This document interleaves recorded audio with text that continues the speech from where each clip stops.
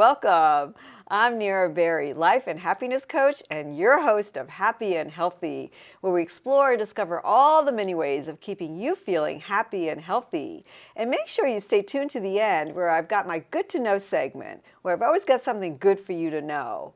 So today we're going to be learning all about how to overcome obstacles. And literally, we're going to learn all about this obstacle course racing that's just taking the country by storm. And so please welcome my guest today, David Fuller. Thank you. And he's the owner of Epic Interval Training, right? That's correct. Yeah. So I thank you so much for being here. My pleasure.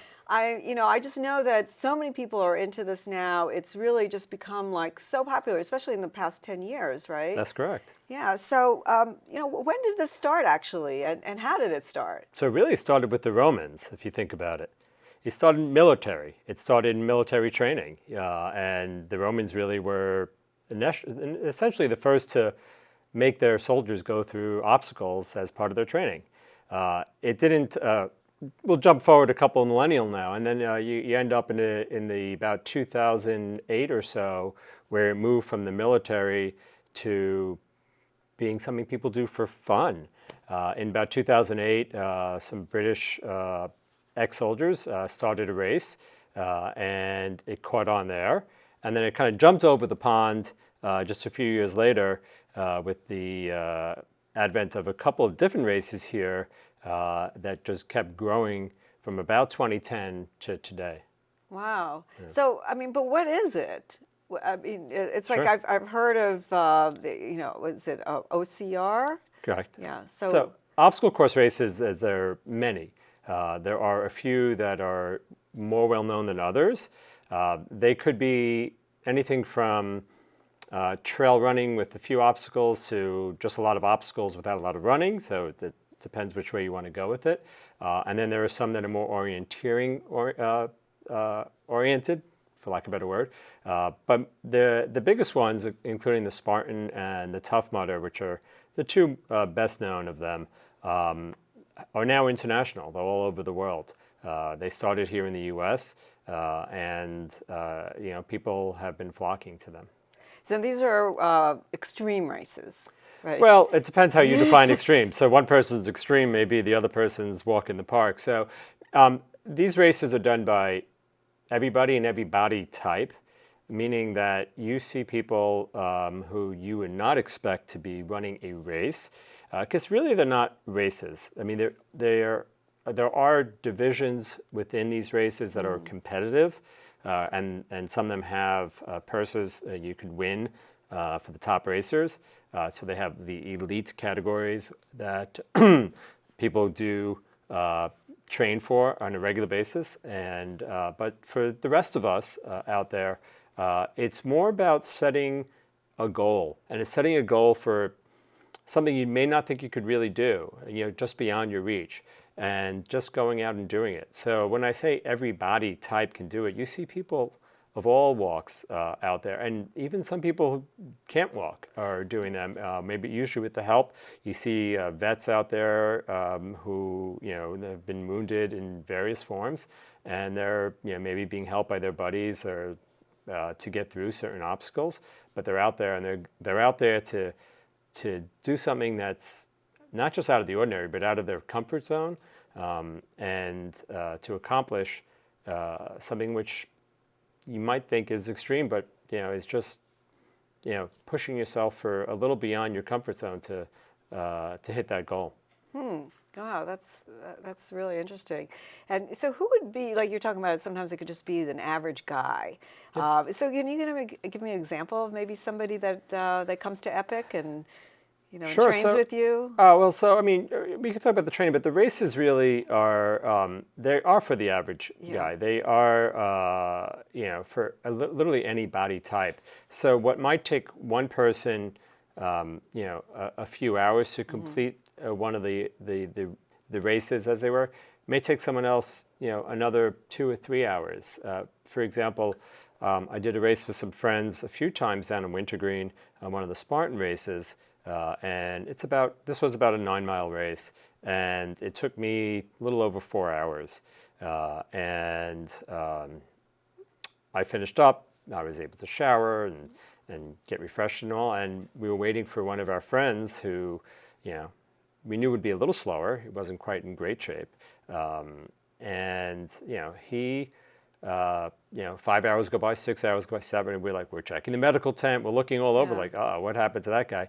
And finally we see him coming up the mountain, and Death wouldn't even look at him. He was like, Death said, oh, forget him. He's already done. But he came up, and it was, he just had the will to finish. And that's what, really you need is that desire to reach that goal. It's not, how high the wall is. It's just how are you going to get over it. And it may take help, and you can't be shy about asking for help, and you can get help at these races. If you're not in the competitive area, most of these races are designed so that people will help each other, and you perfect strangers will be out there. If you have an 8-foot wall to climb over, well, most people can't do that. Even if you're reasonably fit, it's pretty high. You got to jump. You have to grab the top, and get your feet up over it, and jump down. And there's no little. Well, there are on some, yes, but sometimes you just have a wall, and you got to get over that wall. Sometimes in life we just have walls, and we got to figure out how to get in. Sometimes it takes some help from somebody else. Yeah. So that's really, this is, it's more of a metaphor to life. You have obstacles, and you just have to figure out how to overcome them. Wow, I was just going to say that you'd make a great life coach too, because it's really is a metaphor for life. Because everybody who does it is a winner. Because no matter what their capability is, when they do this and they overcome certain things that they didn't think they would ever do, that's amazing. Exactly. And in our own gym, one of our mottos is conquering obstacles and empowering fitness, but the obstacles are not necessarily the physical kind. So our gym was born out of the Spartan Races. The founder was one of the elite runners who created a program for himself to get in optimal shape and get ready for them. But it's more than just the race. It's more about being fit, being healthy. That goes with the whole earth mentality, eating right and exercise. Yeah. So, how long have you been doing this yourself? So, 5-6 years at this point. Yeah. So I usually do a couple a year. I've even done some with my son, which has been just tremendous. And how did you start? So I started in kindergarten. So, well, actually, think about it. The way we played as kids in the playground, that's really how it starts, right? You're on monkey bars, You're running around, you're jumping up and down. And these races are almost like bringing you back to that, right? You're grounded back in fun. Yeah. Exactly. So the people who come from more traditional runs, 10Ks, half marathons, whatever they are, those are all great. But sometimes you may just get bored of just running straight. That's kind of what happened to me. I was my wife actually got me into running a bunch of years back, and I ran the marathon and did a whole bunch of races.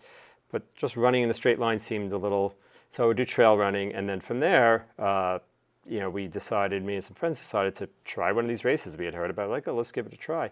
First race I did, doesn't exist anymore, it was sponsored by Merrill, but I ended up winning my age group, and I got a $100 gift certificate. So I was totally hooked at that point, right? And you're without trying, and you're like 95. Is that how old you are? Exactly. Yeah. So in that age group, it's only 4 people competing at most. So I look great though for 95. Yeah. Anyway, so from there the same group of guys basically has stayed together and done a bunch of these races, and that's what's part of it is you go with some friends and do it.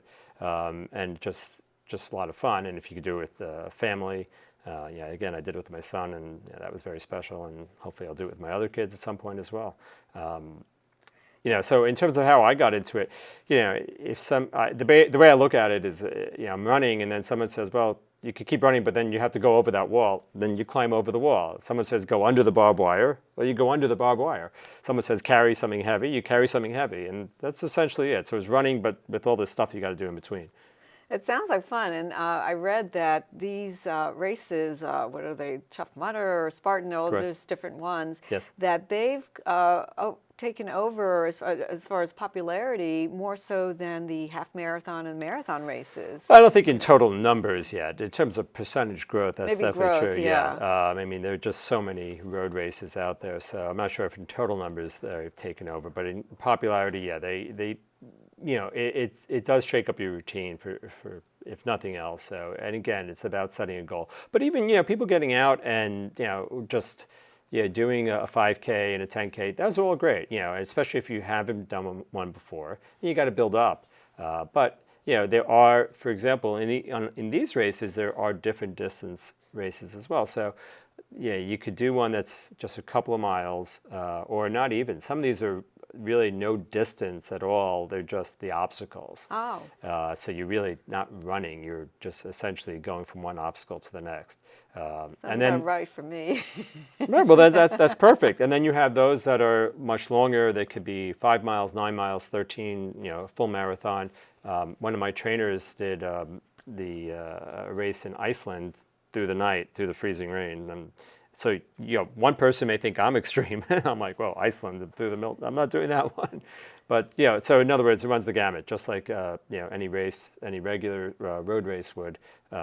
There's all sorts of distances and types of races you can do. So there's a race for everybody. Right? Indeed. So Indeed. is there anyone that really maybe should not do it? You consult with your physician, I would Yeah. say. Yeah. Again, I've seen, vets and other people, who have various injuries out there during the races. And again, it's that internal drive that gets people out there. But yes, I mean, I'm sure there are people that shouldn't. But I've seen literally all body types out there, and the majority of people are walking. And not running. Mm-hmm. So I'm saying even in the races that are longer distances, you're walking, and a lot of the races are on end up being on ski mountains, which presents a different challenge because you're literally going up and down the mountain multiple times. So you're not just most of them are not flat, and if you're going up on a trail, you're basically single track. Mm-hmm. If you know what that is, so basically everyone's on one narrow path. You really can't run even if you wanted to. So you end up walking up the mountain and then, running when it's a little more open. But there's also something called the Stadium Series that they do. So let's, we're going to just take a short break, and I want to hear about that when we come back. You bet. So I'm Nira Berry, your host of Happy and Healthy, and we're just going to take a short break, and we'll be right back. So stay tuned.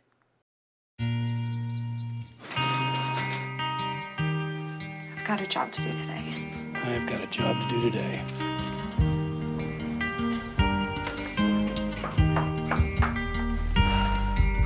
First day at work, Mom. Your donations to Goodwill fund job training programs right in your community. Feels good to start fresh, right? Sure does. And like that, you're a job creator. Hi, welcome back. I'm Nira Berry, your host of Happy and Healthy. And we're talking with David Fuller of Epic Interval Training, and he's talking about obstacle course races, right? Yeah. So you were just telling us about stadium racing, which was like a little different than some of the other ones we were talking about. Yeah, we were talking really about some of the distances, and you were asking about, people being able to do, these races. So the Stadium Series was introduced a few years ago by Spartan. So those are actually in baseball or football stadiums.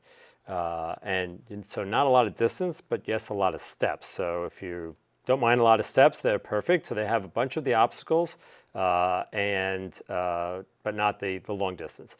Now, some people are turned off, let's say, by the mud factor. Some of these are called mud runs. And for most of them, yes, you will get dirty. Maybe the mud is good for your complexion. Again, not my area of expertise. But yes, you will get dirty on them, but it's a good dirty, and it may take several days to get fully clean.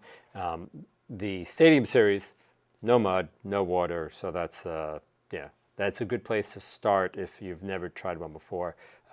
There was just one of the Spartan races here in DC just a few weeks ago at Nationals Park. There's another race coming up about 45 minutes south of the city in Mechanicsville in a couple of weeks.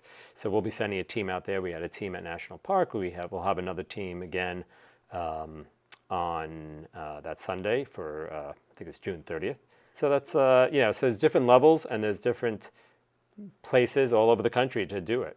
So what are some of the misconceptions about it that, if somebody wasn't familiar at all with it and maybe they're a little nervous about getting into it? What's something that's misunderstood about it? So, I mean, often I'll hear women think, oh, that's a guy thing, and the numbers don't prove that. The numbers it's not exactly 50-50, but it's a ton of women doing it. Women sometimes are saying, oh, well, I can't climb. There are plenty of men who can't climb either. And again, it's just a matter of, getting out there and just putting yourself to it. And if you need help, just ask for help. I've been at plenty of races where you'll get to a wall and you just help people up and over. I'll just put out a knee and have someone step up and over the wall. That's Hopefully so they land great. softly on the other side. There was a race I was at and I saw women struggling.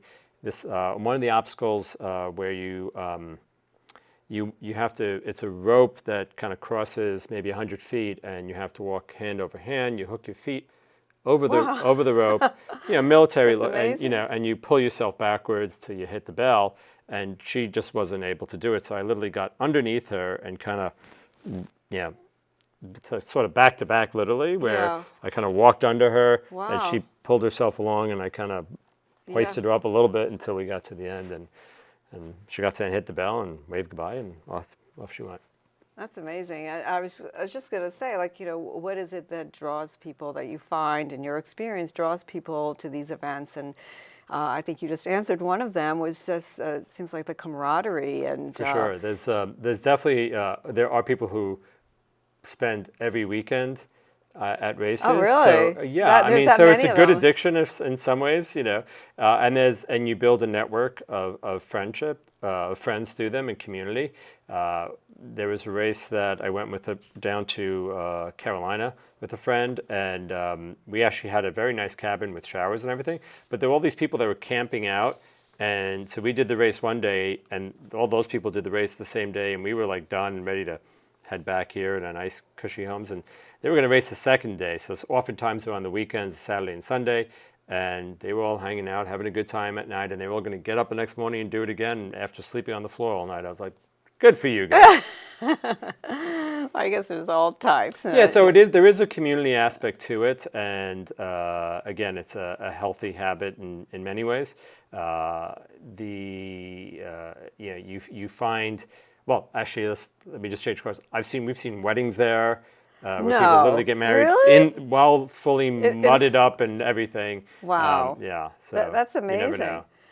Plus, you have lifetime bragging rights. Correct. If you've And done the one of t-shirts. these. Oh. See, a lot of people say, oh, I just did it for the t-shirt. Well, that's a good reason. There are cool t-shirts. And you get cool medals after the race, which is pretty neat. And you hang them up and then you tell stories about them and you get together with your buddies and tell stories some more about them. So. And plus also the general fitness level goes up by doing Yeah, these, especially one of the bigger, if you run a big race and afterwards you feel like you could have a couple of cheeseburgers. Not that you should, not that I eat them anyway, but don't eat these cheeseburgers. But you feel like you could. That's the thing. Yeah, I know that's the whole addictive quality to it. That you feel so great doing it that you want to do another one and another one, and that's exactly. So once you do it, then you just want to continue. So how does one get started? What if somebody has been a couch potato all their life, or so the maybe first step they've is run getting marathons, off the but not couch, this. right? Yeah. You got to get off the couch, right? I'm sure you talk about that a lot in your show here. You literally take the first step. Get out. If you haven't been doing anything, get out, start moving, get walking, get jogging. When I started training for these, I already had been a runner, as I said. So, I added on, before I found Epic and this gym, we're a national firm, but before I found it here and opened it up here, I did it on my own. and I would drag some friends along. So I would go for runs, and maybe I'd find on the trail, I'd pick up a heavy log and just carry it for a quarter of a mile or put it on my shoulder. You have to. You would just find a log and decide, okay, you want to carry it. Yeah. And, yeah. Yeah. Or if I get to an open area, I would just roll or crawl, military across the grass. Some people think you're crazy, but well, that's probably true. People that but watched you do it. exactly. They were What probably is like, that person what is he doing? Exactly. First he's carrying, our winter wood that we chopped down, and then Right. you're crawling You through. got to get a big one. They get heavy. They make you carry some heavy stuff, so you want to practice it. And actually, one of the things. So if you run, and you could do some monkey bars, that's probably two of the more important things. You need that grip strength. Like what we teach at our gym, a lot of grip to work. be able to pull and hold yourself up. So. Correct. So in a lot of these races, that's they upper do body have strength. rings or monkey bars to traverse, and we actually have them in our place. But if you're just at home, or you could go to the local schoolyard, again, starting with kindergarten, that's where it starts. So if you could go back to kindergarten essentially, or now you could actually reach the bars, but go across them. But building up that grip strength is important for a lot of the exercises. Being out and getting, starting literally from walking to running, and then, adding to the runs will be intervals. So what I mean by intervals is like if you're running, stop and do an exercise. So whether it's do burpees, which I could demonstrate if you really want to, but So what is that, like jumping and then doing all the way like a down to the push-up, ground or without the push-up, and then just back up. and then back Correct. up, so down and up. Down and up, down and up. So I would run, stop after a mile, and do 30 burpees and keep going. And why do they call them that? I have no idea where they came from actually. I always was curious about that. I actually don't know, but most people, you really hate them, but you got to do them because it's one of the better exercises to do, because you really get so many muscle groups doing it. It's an aerobic exercise.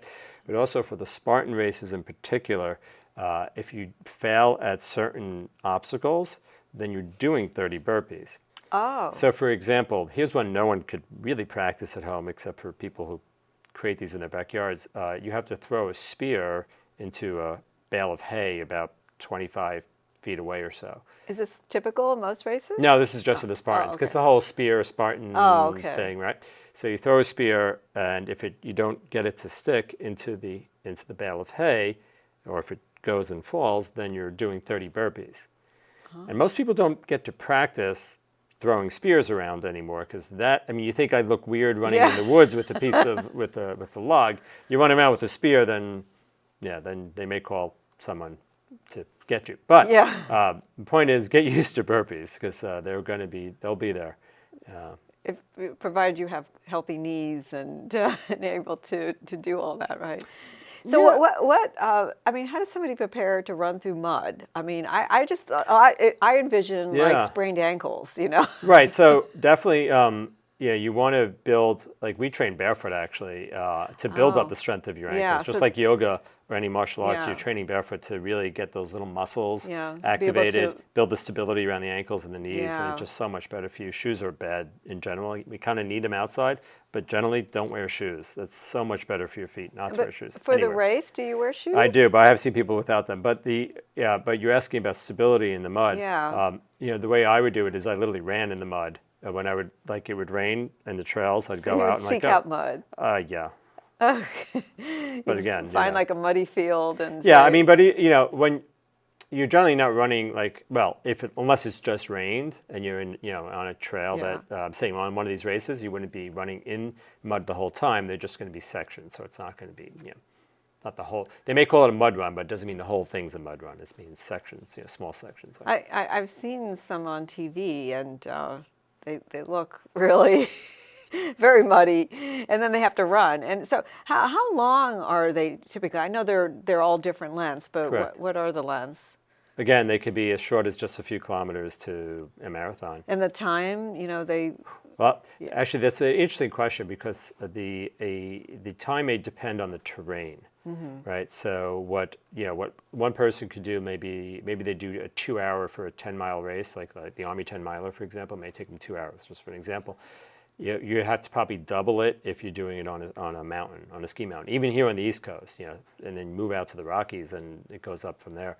But because in terms of the elevation gain, when I said I did one of the races in 4 hours, that was only a 9-mile race. And the first time I did, I was like, what? Because there's so many obstacles and things you have to do. Well, also plus you're because busy helping other people. Well, so here's the gift. So that race was down in Wintergreen, and then this past summer they moved it off of Wintergreen a few miles away onto a motocross place, just a few miles away. So it went from being a mountain run to just like more of a rolling hills, but fairly flat. And I went from like 4 hours and 15 minutes to 2 hours and 40 minutes. Wow. For almost the same distance. It sounds amazing. Yeah. So if people want to find you, can you give us your website? Sure. I think we have it on the screen today, but it's epicintervaltraining.com. Okay, great. And let me just ask you a personal question. If you were only going to do one exercise, what would it be? Besides the burpees? Yeah. Oh, then it's more burpees then. So more burpees. Well, if you do 15 minutes of getting your heart rate up, but really moving it a day, that's great. Mm-hmm. So, if you could mix up a few different exercises in there, and always throw some burpees in. You could do variations of burpees. There's all sorts. You could burpee and jump up on something, or do one-legged, or all sorts of ways of doing it. But just do a lot of. So, I would do sometimes 100 a day, but break them up into 100 in a row, but break them up into 10s. Oh, that's a very good tip. You could do it over 10 minutes. You could set a clock. That's a really good tip. Thank you so much for being my guest today. Oh, my pleasure. David Fuller from Epic Interval Training. Thank you. It's really wonderful. We learned all about obstacle course races, and now it's your turn to do it. So I'm Nira Berry, your host of Happy and Healthy, and stay tuned for our next segment of What's Good to Know. Stay tuned.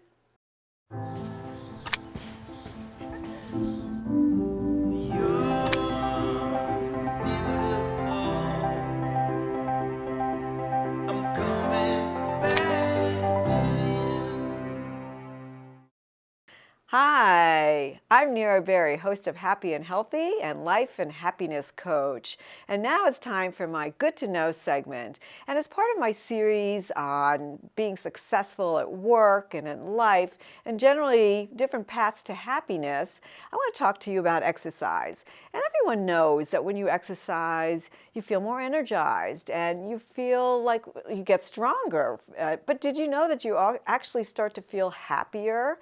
And feeling happy is really something natural that our body does. And so when you exercise, your brain starts producing these endorphins, these happy hormones, and actually releases the dopamine. They're neurotransmitters that are really essential in feeling happy.